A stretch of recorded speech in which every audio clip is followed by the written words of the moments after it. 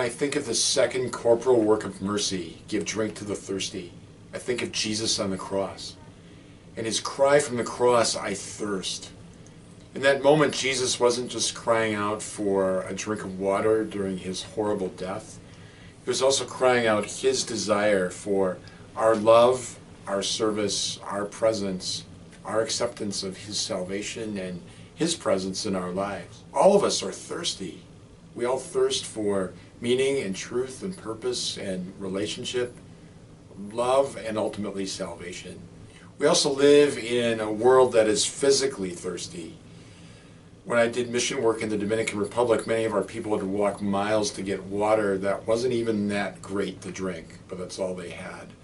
I think of that when I see people running the tap, brushing their teeth or shaving, and we turn on a tap and just endless gallons of clean water flow out for us.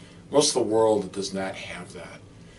So to give drink to the thirsty is to obviously support water projects throughout the world that really help our brothers and sisters to have clean, drinkable water accessible in their lives.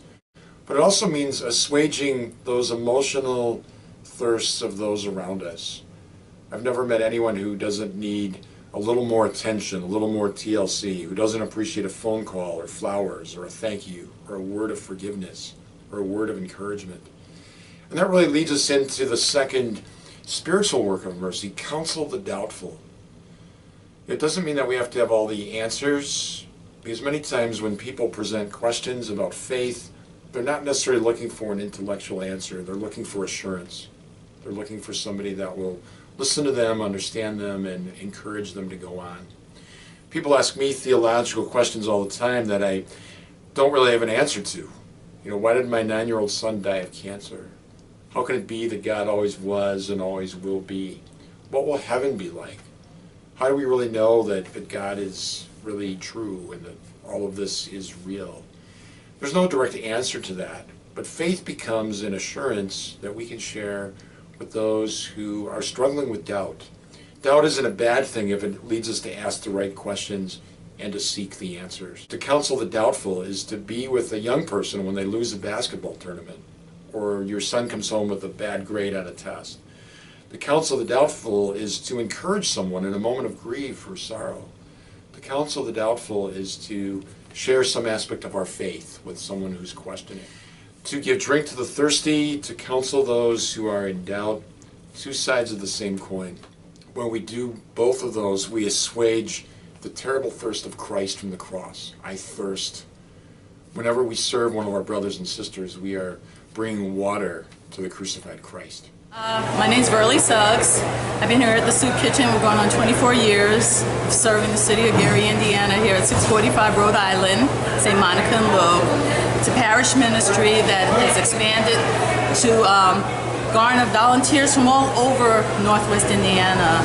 Some of our volunteers here, like Ed and Jim, live out in Valpo, and some are members of the church, like Sandy and Kathy over there, and Pam is our church secretary who spends a Friday afternoon down here.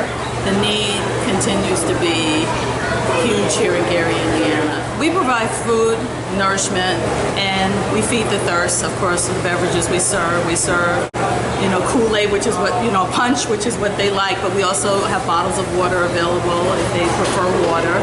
But feeding the hungry, and just as Bishop HYING has said, is more than just about giving food and providing, you know, water or beverage. It's about giving the person a safe haven where they can sit, enjoy a meal, not be bothered or harassed. They can take their time. They can communicate with other people. So there are a lot of people who might be by themselves. And if they're missed on a regular basis, then there's somebody who cares and might, you know, try and inquire, where's this person been? We haven't seen them in a while. So this is a community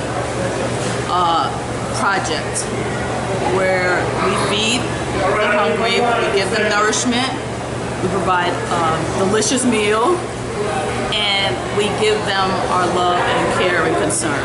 They know that here we will show them respect, regardless to a person's condition.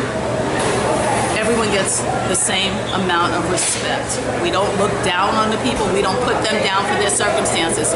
They might be here because of a misfortune in life. It could be because of an addiction.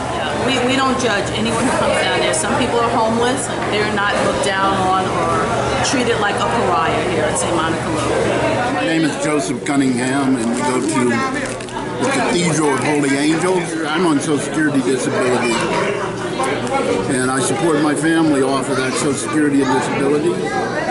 I do the best that I can. We have to go to food banks.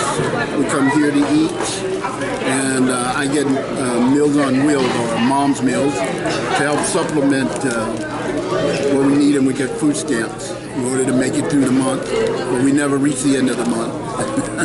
There's never enough to last for the end of the month. So we come to places like this to eat, to make sure that we have enough food for the kids at home to eat.